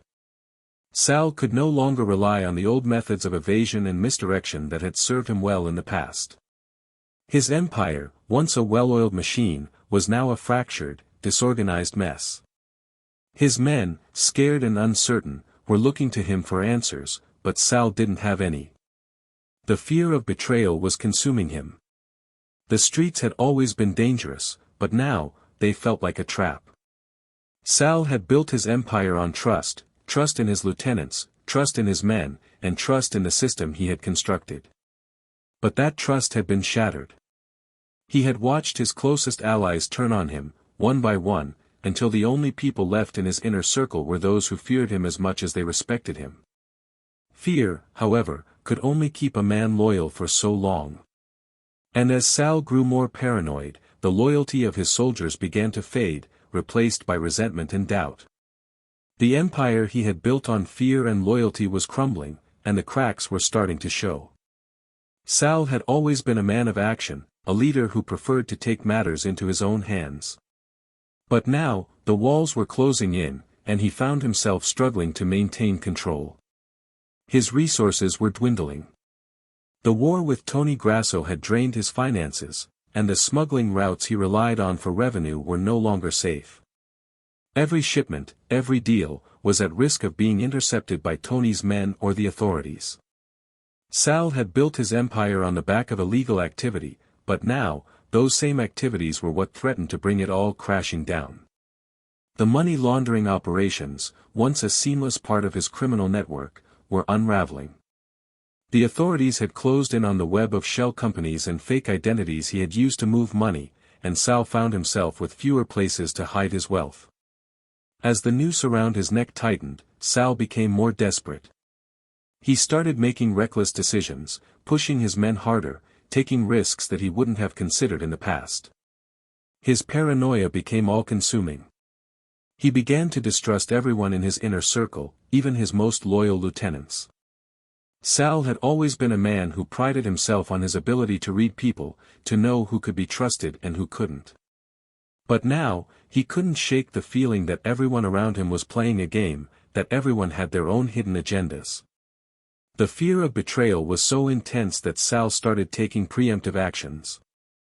He would isolate people, test their loyalty, and eliminate anyone he suspected of disloyalty. This only served to alienate more of his men, and the cracks in his empire deepened. In an attempt to restore some sense of control, Sal began making moves to solidify his remaining assets. He called in favors from old contacts, some of whom had faded into the background as his empire grew, and began rebuilding the smuggling routes he had lost. But the world had changed, and what had once been a lucrative business was now a war zone. The streets of New York were no longer his to command. The competition was fiercer than ever, and Tony Grasso's network had grown too large and too powerful for Sal to match. The war with Tony, which had once seemed like a battle of wills between two powerful men, had escalated into an all-out fight for survival. Sal's focus shifted from expanding his empire to merely holding on to what he had left. The pressure from law enforcement continued to mount. The FBI had begun to close in on Sal's remaining legitimate businesses, and the whispers of his involvement in organized crime were now echoing throughout the media. His name, once feared and respected, was now synonymous with scandal and corruption. The authorities had begun to use more aggressive tactics, sending undercover agents into his operations, tracking his every move. They had infiltrated his network, and Sal knew it. He could feel the heat of the investigation on his back, the constant fear of an arrest hanging over him like a dark cloud. But it wasn't just the authorities Sal had to worry about. The once loyal men who had served him now began to question whether Sal was worth risking their lives for. The constant violence, the endless war with Tony Grasso, the ever-present threat of law enforcement, it was taking its toll. Many of Sal's men had families to protect, lives outside of the criminal underworld. And as the danger grew, more and more of them began to distance themselves from him. Some defected to Tony's camp, eager to join the winning side. Others simply disappeared, choosing to retire from the game and leave the chaos behind. Sal had never been one to show weakness, but now, he found himself questioning everything. His allies were abandoning him, and the streets, once his to command, were slipping out of his grasp. As Sal's world continued to unravel, he found himself turning to the one thing that had always been his anchor, his family. His wife, Maria, had always stood by him, even when things got rough. But now, even she could see the toll that the life of crime had taken on her husband. Sal was no longer the man she had married. He had become a shell of his former self, consumed by paranoia, fear, and anger. Maria tried to offer him solace, tried to remind him of the man he used to be, but it was clear that Sal was no longer capable of hearing her. He was too far gone, too deep in the world of crime and violence to find his way back. The strain on their marriage was palpable, and Maria began to wonder if it was time to walk away, to protect their children from the man Sal had become. The weight of his choices, the consequences of his actions, were becoming too much for Sal to bear. The empire he had spent his entire life building was falling apart, and there was nothing he could do to stop it. The men he had trusted, the businesses he had built, the streets he had once controlled, they were all slipping away from him. Sal was left with nothing but his fear and his rage, and it seemed as though there was no escape from the inevitable collapse of everything he had worked so hard to create. His once immense power had become a prison. The isolation, the constant pressure, the ever-present threat of arrest, it was all beginning to take its toll on him. Sal Loretto, the eccentric kingpin who had once ruled the streets of New York, was now just another man on the run, trapped in a world of his own making. The end was near, and there was no way out. As the authorities closed in and his empire crumbled, Sal knew that the world he had built would soon come crashing down, and there would be no one left to save him. Sal Loretto's world was crumbling, and the relentless pressure from every direction had begun to take its toll. He had spent years building his empire, carving out a kingdom in the underworld of New York, but now, it seemed as though everything he had worked for was slipping away, piece by piece.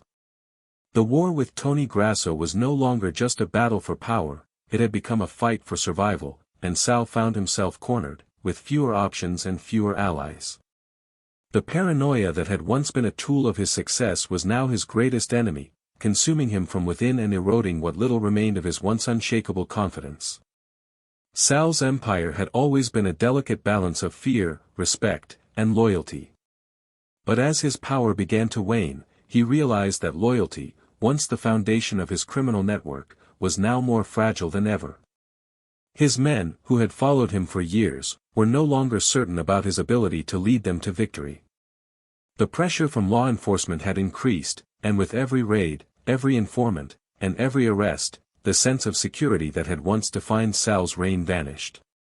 The FBI had become a constant presence in his life, and it was only a matter of time before they pieced together the full extent of his criminal operations. The situation with his lieutenants grew even more dire.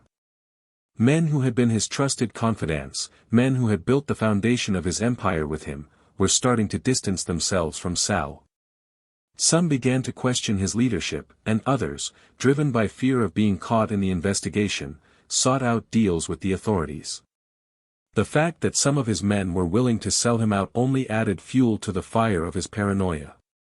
He started to suspect that betrayal was everywhere, that even the most loyal members of his crew might turn on him when the pressure became too great. Sal's once sturdy relationships with those closest to him now felt like they were built on sand, ready to collapse at any moment. In his isolation, Sal found himself looking back on his life, reflecting on how far he had come and how quickly everything had unraveled. It wasn't just the authorities closing in or the war with Grasso that troubled him. It was the realization that the very foundation of his success, his network of loyal men, was dissolving. Sal had always been a leader who commanded respect, but now, it seemed like respect had turned into fear, and fear was a brittle thing. The trust he had once taken for granted was no longer a certainty. He had built his empire on loyalty, but loyalty couldn't be bought in the same way it had once been. His soldiers had become mercenaries, their loyalty for sale, and that made Sal question everything he had ever believed about the underworld. Amid this growing uncertainty, Sal's actions became more erratic. Desperation set in, and he began to make impulsive decisions that only exacerbated the chaos around him. He called in favors from old allies, men who had long since faded into the shadows of the past, hoping that they could help him rebuild what he had lost. But the streets had changed. The old contacts who had once been dependable were now shadows of themselves, struggling to survive in a rapidly changing criminal landscape. The world he had once ruled with confidence was now foreign to him, and Sal found himself out of place in the new, more dangerous underworld that had emerged in his absence. The violence that had once been a tool of his empire had become a burden. The war with Tony Grasso had escalated, and every street corner in New York had become a potential battleground. Sal had always been willing to fight to defend his territory, but the constant bloodshed was taking its toll. His men were tired, and the streets had become a powder keg, ready to explode at any moment. The fear of being caught in the crossfire, of losing everything in a single moment of violence, had driven even some of his most loyal soldiers to question whether it was worth it. The endless cycle of killing and retaliation seemed to have no end, and the weight of it all pressed down on Sal, making every decision feel like it could be his last. In the midst of this chaos, Sal's relationship with his family began to deteriorate. His wife, Maria, had always been the one constant in his life, but even she could no longer ignore the changes in him. The man she had married was no longer the same. Sal's obsession with his empire, his constant fear of betrayal, and his growing paranoia had consumed him, leaving little room for anything else. Maria had always been supportive, always stood by his side through thick and thin, but now, she began to wonder if it was time to walk away. The toll that Sal's life had taken on their family was becoming too great to ignore, and she could see the darkness creeping into his soul. Sal's children, too, were affected by his decline. His once close bond with them had weakened as his obsession with the underworld took precedence over everything else. His son, who had once looked up to him as a hero, now saw his father through a different lens. Sal's actions, his constant involvement in the criminal world, had begun to alienate him from the people who mattered most. He had built an empire on blood, fear, and intimidation, but the price he had paid was the alienation of those who should have been closest to him. The love and loyalty of his family, which had once been his anchor, were now strained, and Sal found himself increasingly isolated from the very people who had once been his greatest source of support. The collapse of his empire was now inevitable, and Sal could feel it in his bones. The authorities were closing in, his allies were turning against him, and the war with Grasso showed no signs of ending. He was a man on the run, trapped in a world of his own making. The fear that had once been his tool for maintaining power was now the very thing that was destroying him. Sal had spent his life building an empire based on control, but now, that control had slipped away. The world he had fought so hard to dominate had become a prison, and there was no escape. Sal began to realize that he had underestimated the true cost of his actions.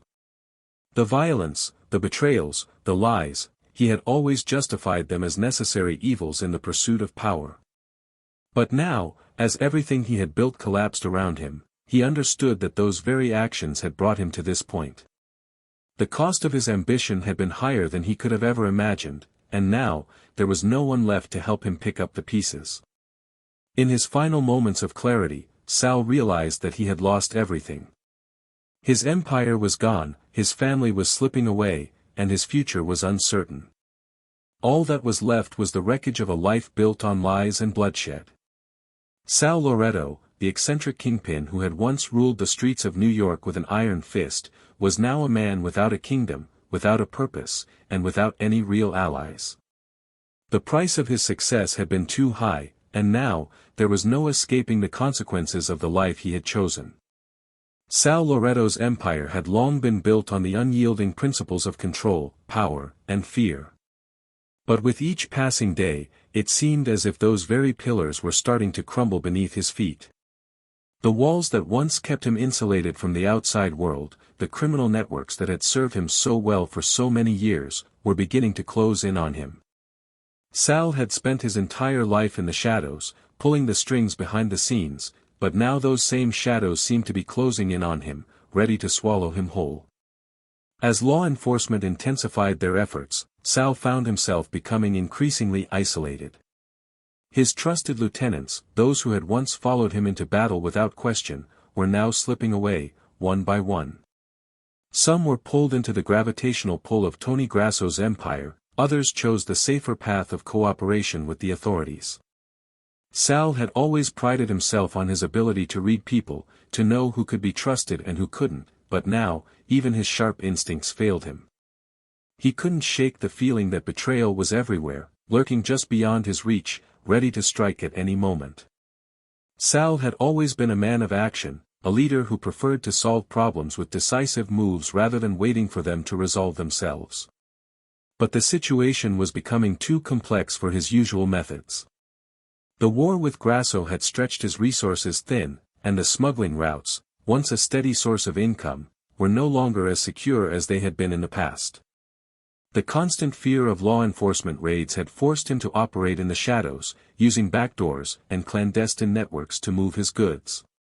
But even that wasn't enough anymore.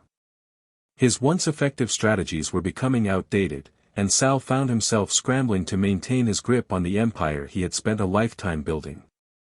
The turning point came one cold evening in late fall when Sal's closest ally, a man named Carmine, the Hammer, Russo, disappeared without a trace. Russo had been with Sal from the very beginning, a loyal and reliable soldier who had played a key role in expanding their criminal empire. Sal had always trusted him implicitly, but now, Carmine's sudden disappearance marked a shift in the tides. The rumors began circulating that Russo had been cooperating with the FBI, feeding them information on Sal's operations in exchange for a lighter sentence. The thought that one of his closest men might have turned against him shook Sal to his core. He had always known that trust in the world of crime was a fragile thing, but he had never expected it to shatter so quickly, so violently. Desperation set in. Sal found himself no longer thinking clearly, making decisions based more on fear than strategy. His paranoia was at an all-time high, and it became impossible for him to distinguish between friend and foe.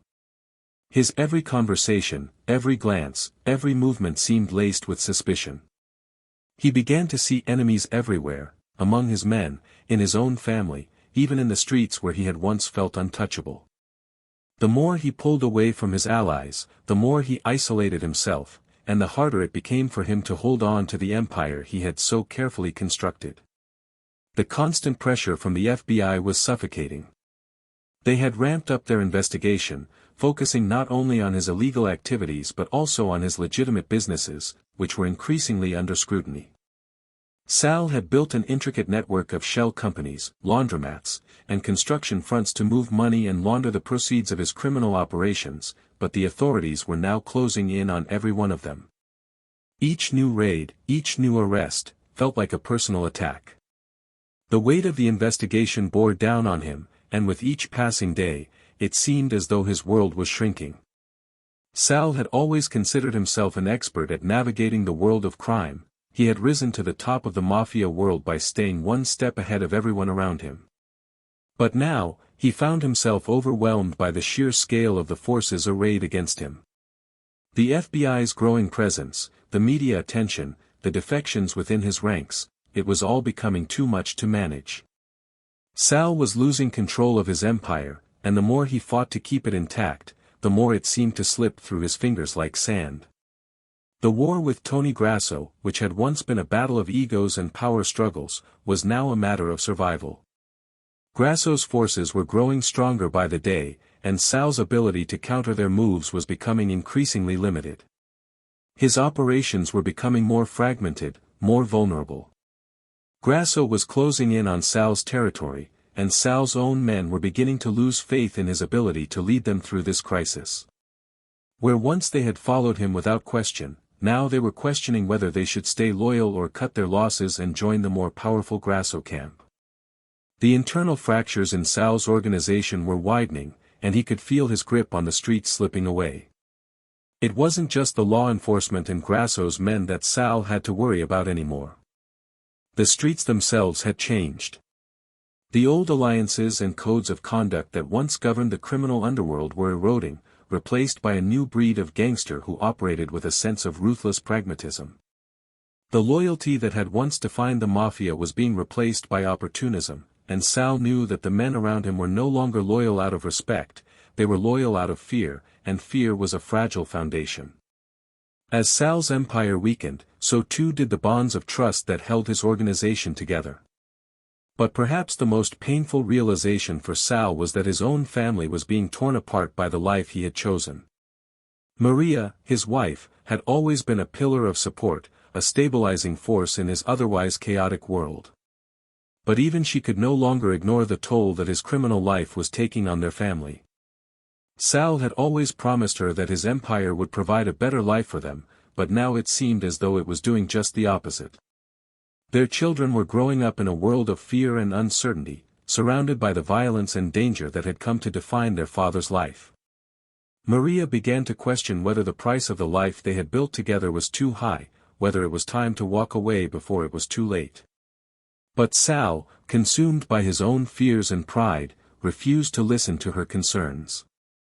With every passing day, Sal found himself more and more alone. The empire that had once been a symbol of his power, his ambition, and his success was now a shadow of its former self, a crumbling monument to a life lived in the shadows. And Sal knew that the end was drawing near. There would be no glorious exit, no dramatic final stand. The world he had fought so hard to build would soon collapse under the weight of its own contradictions. And when it did, there would be no one left to remember the man who had once ruled New York's criminal underworld. The collapse of Sal Loretto's empire was now a matter of when, not if. The long years of fear, betrayal, and paranoia had finally caught up with him. As his criminal organization disintegrated, he found himself in the unenviable position of being a man without a plan.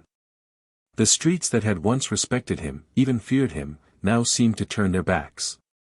His influence, once wide and powerful, was fading into the past, replaced by the new, younger, more ruthless breed of criminals who operated with a cool detachment that Sal could no longer comprehend. The world around him was changing, and Sal was being left behind. Sal's desperation grew with each passing day. He was a man who had lived by the rules of the underworld for his entire life, a man who had built an empire through cunning and force. But now, the world he had known was disintegrating. His crew, once fiercely loyal, had scattered, each man looking out for his own survival. Sal had always known that loyalty in the world of organized crime was tenuous at best, but he had never anticipated how quickly it could vanish once the scent of defeat filled the air. His lieutenants, once his most trusted advisors, were now more concerned with covering their own backs than serving their old boss. Even those who remained loyal were beginning to question whether staying with Sal was still worth the risk. The war with Tony Grasso had reached a fever pitch, and Sal was losing ground on every front. His once thriving smuggling operations were becoming increasingly difficult to maintain. The police were breathing down his neck, and informants were starting to surface. Every time he made a move, the law seemed to be one step ahead. Sal was being boxed in from all sides, by Grasso's men, by the authorities, and by the very men he had trusted for years. He had always prided himself on his ability to anticipate the moves of others, but now, for the first time in his life, he felt completely out of control. Grasso's tactics were brutal and efficient, and they were taking a toll on Sal's remaining territory. The streets of New York, once a place where Sal's word was law, were now a battleground. Rival factions were picking off pieces of his territory, each one carving out a little more for themselves. The war had become a game of attrition, and Sal was losing. The pressure of the situation was starting to wear on him, and his decisions became more erratic, more desperate. The sharp, calculating mind that had once guided him through the maze of mafia politics was now clouded by a fog of panic and confusion. Sal's once great network of criminal enterprises was now a series of disconnected and failing operations. His legitimate businesses, which had once been a reliable source of income and a cover for his illegal activities, were now under the scrutiny of the authorities. The pressure to launder money and keep his empire afloat had grown overwhelming. He found himself increasingly relying on his old contacts, men who had long since faded from the scene. But those contacts, too, had changed. The underworld had evolved, and Sal was no longer a player in the game. His methods, once successful, were now outdated, and even his most trusted allies were beginning to question whether he still had the ability to lead them. The growing tension between Sal and his men was palpable. Fear of the law, fear of Grasso's men, and fear of each other had created a sense of paranoia that infected every corner of his organization. Sal no longer trusted the men around him, and they, in turn, were starting to doubt his ability to protect them. The bonds that had once tied them together were fraying, and Sal was powerless to mend them. The very people who had once sworn loyalty to him were now looking for ways out, each of them scrambling to secure their own future before the whole empire came crashing down. At home, the strain was no less severe. Maria, his wife, had grown increasingly disillusioned with the life Sal had built for them. The man she had once loved, the man who had promised her a better life, was now a shell of his former self. The constant threats to their safety, the endless parade of danger, had taken a toll on her. She could no longer deny the truth, Sal's world was collapsing, and there was no way out. She began to withdraw emotionally, retreating into herself, while Sal became more and more absorbed in the crumbling empire. The love they had shared seemed to fade with each passing day, replaced by a quiet resignation. Maria had once supported him unconditionally, but now, she saw the toll that his choices had taken on their family. She began to wonder if it was time to walk away, to leave the chaos behind and find a life outside of the underworld. But Sal, too prideful to admit defeat, could not entertain such an idea. Their children, once innocent to the dangers of Sal's life, were now becoming aware of the harsh realities of the world their father inhabited. The fear that had once been an invisible presence in their lives was now impossible to ignore. Sal had always kept his family shielded from the worst of his criminal dealings, but the cracks in his empire were too large to hide now. His son, once eager to follow in his father's footsteps, now watched with growing skepticism as the man he had idolized began to crumble before his eyes. The weight of Sal's actions had started to show on his children, and they, too, were being drawn into the web of fear and uncertainty that had defined their father's life. As Sal's empire continued to unravel, the idea of escape began to tempt him. He had always been a man of action, a man who made things happen, but now, the possibility of a quiet life outside of the underworld began to appeal to him. He had made enemies, of course, and there were always those who would come looking for revenge, but the idea of leaving it all behind was a constant thought in his mind. Yet, even in his moments of reflection, Sal knew that walking away would be impossible. The life he had built, the power he had fought for, was too ingrained in him. He couldn't simply step away from it. The irony was not lost on Sal. His relentless pursuit of power, the very thing that had made him a legend in the underworld, had now led him to the brink of complete destruction. The empire he had built was now a hollow shell, and all that was left was the wreckage of his once great criminal career. What had once been a life of respect and dominance had become a life of fear, suspicion, and solitude. The world he had conquered had begun to slip through his fingers, and there was nothing he could do to stop it. Sal's story, once filled with the promise of greatness, was now one of decline, a tragic tale of a man who had flown too close to the sun and was now paying the price for his hubris. As the weeks dragged on, Sal Loretto found himself trapped in a labyrinth of his own making, each turn offering him no way out. The weight of his crumbling empire bore down on him with a crushing force, and the very walls that had once protected him now seemed to press in on him, suffocating him. His world was a constant swirl of suspicion, fear, and regret, each day blending into the next like a series of unending shadows. There were no more grand gestures, no bold moves to turn the tide. Sal had long ago ceased being the charismatic leader who could command attention and respect. Now, he was simply a man clinging to the last vestiges of a life he no longer controlled. His dealings with Grasso had become nothing more than a game of survival. Grasso's men were relentless, taking more territory with each passing day, expanding their influence while Sal's dwindled. The streets, once loyal to Loretto, were now slipping through his fingers like sand. He had underestimated his rival's hunger for power, and now he was paying the price. Every move Sal made seemed to be anticipated by Grasso, and every day brought with it another blow to his shrinking territory. The constant pressure of the war was draining him, physically and mentally. Sal was a man who had once thrived in chaos, but now he found himself overwhelmed by the very conflict he had started. Even more damaging than the war with Grasso was the growing threat from the law. The FBI had intensified their focus on Sal, launching full-scale investigations into his operations. Their eyes were everywhere, on his businesses, his associates, and even his family. Every conversation he had, every decision he made, was now colored by the thought that he was being watched. Sal had spent years building a carefully constructed network of legitimate businesses to cover his illegal activities, but now those very businesses were under the microscope. The once stealthy money laundering schemes that had kept him above the law were now faltering, and the authorities were closing in on every front. The irony was not lost on Sal. He had spent his entire life outwitting law enforcement, pulling off daring heists and avoiding conviction with a mix of cunning and luck.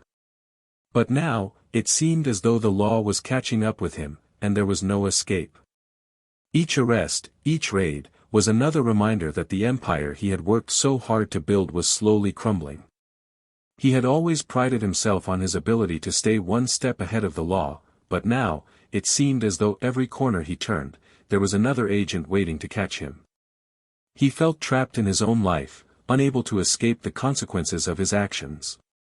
Within his organization, the discontent continued to fester. The men who had once been his most trusted lieutenants were now questioning his judgment. The rumors of informants and defections had started to spread like wildfire, and trust had become a rare commodity. Sal had always ruled with an iron fist, demanding loyalty from his men, but now, even his closest allies were no longer so sure of him. The sense of paranoia that had once defined his reign had grown even more intense, and it seemed that everyone around him was waiting for him to make a mistake that would allow them to seize power for themselves. Sal had always believed that his leadership was unshakable, but now he found himself doubting the very foundation of his organization. The men who remained loyal to Sal were starting to lose faith. They had followed him for years, fought battles at his side, and earned their positions through their own loyalty and ruthlessness. But now, the cracks in the empire were too wide to ignore. Sal's decisions were becoming more erratic, more desperate. He had always been a man of action, someone who took control of situations with quick and decisive moves, but now, he seemed paralyzed by the weight of his own paranoia. His once keen instincts had dulled, replaced by an overwhelming sense of fear. The men who had once admired him were now questioning whether he was the right man to lead them into the future. The disillusionment was spreading like wildfire, and Sal could feel his grip on the organization slipping with every passing day. In the midst of all this turmoil, Sal's family was falling apart. Maria, once the steadfast pillar of his life, was now a woman disillusioned by the man she had married. The life she had imagined for their family, one of luxury, respect, and security, had turned into a nightmare. Sal's criminal activities had always cast a shadow over their lives, but at least there had been moments of happiness, moments of peace. Now, those moments were few and far between. The constant threat of violence, the pressure of living in a world where betrayal was a given, and the fear that their family could be torn apart at any moment had taken its toll.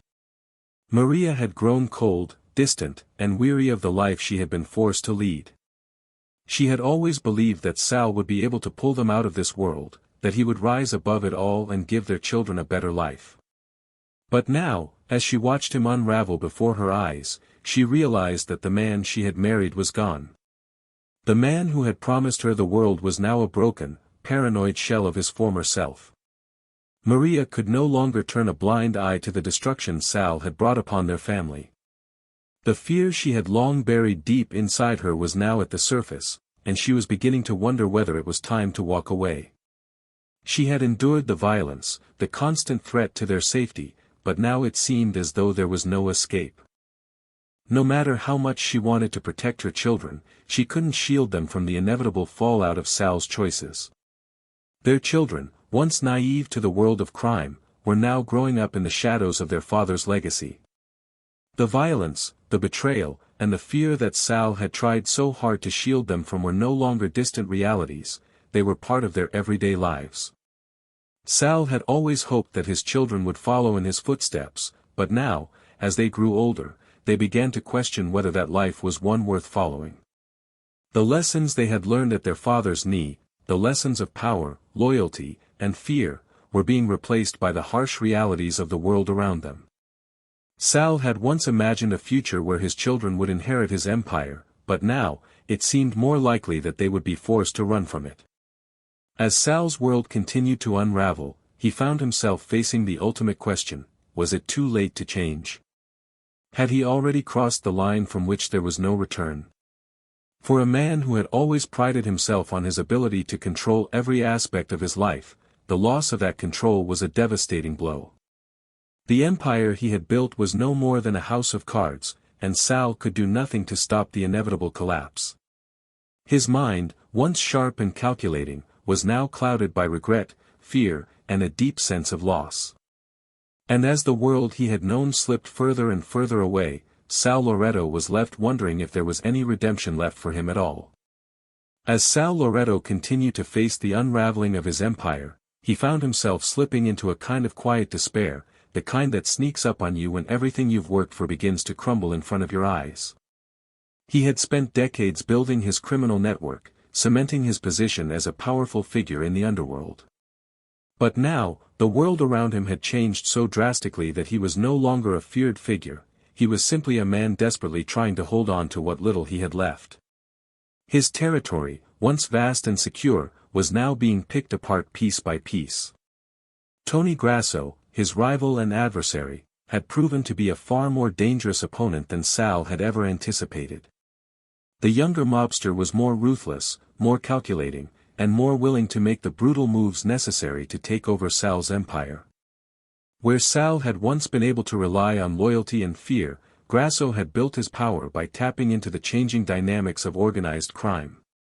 He was smarter, more subtle, and far less prone to mistakes. And now, Sal was paying the price for his own arrogance. The sense of loss was overwhelming for Sal. It wasn't just the loss of power or money, it was the loss of respect. He had always been the man who commanded attention when he walked into a room. He had built his reputation on his ability to outsmart and outmaneuver his rivals, to make the impossible seem not only possible but inevitable.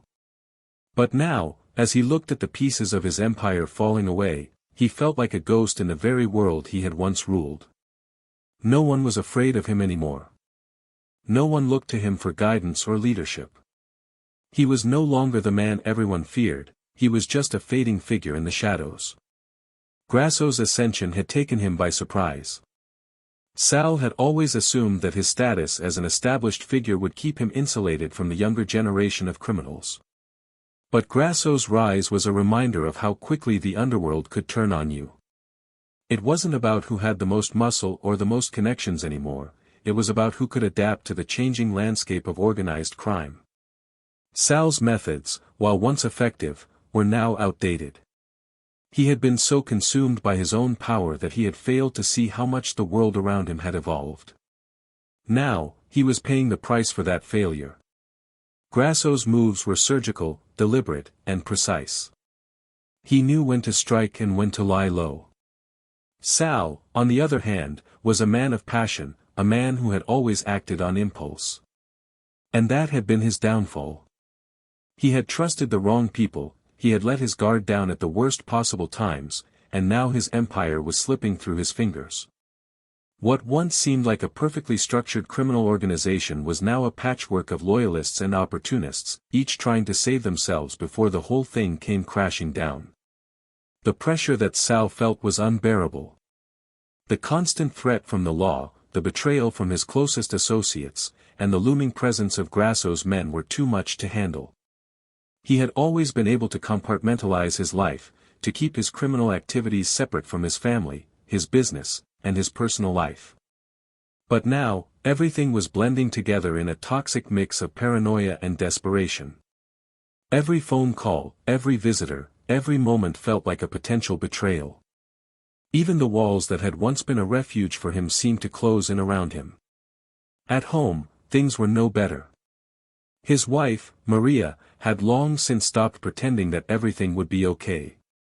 The life they had built together, one that had been full of promise and dreams, had slowly turned into a never-ending nightmare. She had tried to be strong for him, to be the anchor that kept their family grounded, but Sal's decline had worn her down. She had always known that there were risks in the life they led, but she had never imagined that it would come to this. She had believed in Sal when he told her they could live a better life, when he promised her that they would rise above the world of crime. But now, as she watched him spiral out of control, she couldn't help but feel betrayed by the man she had loved. Maria had become a silent observer in the life they had built. She had stopped questioning his choices, stopped trying to intervene, because she knew it would do no good. Sal was no longer the man she had married. He was a shadow of himself, consumed by the very thing he had once controlled. And as the pressure mounted on him from every side, she began to wonder whether it was time to walk away, for her own sanity, for the sake of their children, who were slowly beginning to understand the truth about their father. Sal had never been a man to ask for help. He had always believed that he could handle everything on his own.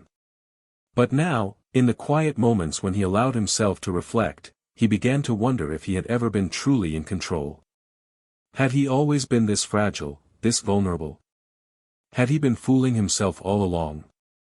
The empire he had built, the reputation he had crafted, was now falling apart, and all he could do was watch as the pieces crumbled. There were no more grand plans, no more dreams of expansion. There was only survival. The people who had once been his allies were now his enemies. His closest associates, men who had sworn loyalty to him, were now more concerned with saving themselves than with protecting Sal. Even the family he had fought so hard to provide for seemed to be slipping away from him. His children, once so innocent to the ways of the world, were beginning to realize the truth about their father. They were beginning to understand that the life he had led was a dangerous one, and that the world he had created for them was built on a foundation of lies and violence. Sal's son, in particular, seemed to be growing more disillusioned with the life he had been born into. There had been a time when he had looked up to his father, when he had believed that the life of a mobster was one of respect and power. But now, as the reality of his father's situation became clearer, he began to question whether this was the life he wanted to follow. Sal had always hoped that his son would take over the family business, but now it seemed like that hope was nothing more than a distant dream. In the midst of it all, Sal found himself caught in a storm of emotions. He was no longer the man who had been feared and respected. He was a broken figure, struggling to keep his head above water in a world that had moved on without him. He could feel the walls closing in, and he knew that time was running out. But even in the face of everything, Sal refused to give up. He was not a man who could simply walk away from his life. He had built his empire, and he would go down fighting for it. But deep down, he knew that the end was near. The question now was not whether he would survive, but how much he could salvage from the wreckage before it was all over. The life Sal had once lived was now a shadow of itself. The empire, the power, the respect, all of it was slipping away. And as the final pieces of his world fell apart, Sal Loretto was left with nothing but the bitter taste of regret.